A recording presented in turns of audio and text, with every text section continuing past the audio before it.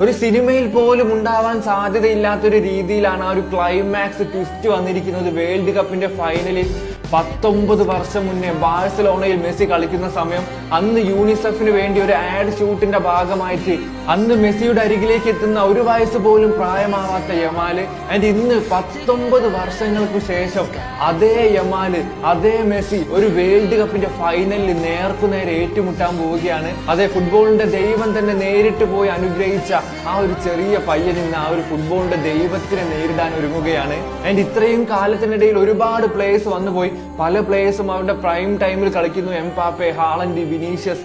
അങ്ങനെയുള്ള ഈ ഒരു വേൾഡ് കപ്പിൽ 19 വയസ്സുകാരനായ യമാല് വേൾഡ് കപ്പിന്റെ ഫൈനലിൽ എത്തുമ്പോൾ 39 വയസ്സുകാരനായ മെസ്സി സ്റ്റിൽ ഇപ്പോഴും അദ്ദേഹത്തിന്റെ ഏറ്റവും ബെസ്റ്റ് ഫോമിലാണ്. പ്രൈം ടൈമിൽ തന്നെയാണ് ഈ ഒരു 39ാമത്തെ വയസ്സിലും അയാൾ കാലത്തിന് അതീതമായി പന്ത് തട്ടിക്കൊണ്ടേയിരിക്കുകയാണ്. 19 വയസ്സുകാരൻ 39 വയസ്സുകാരനെ ആ ഒരു വേൾഡ് കപ്പിന്റെ ഫൈനലിൽ നേരിടാൻ പോവുകയാണ്.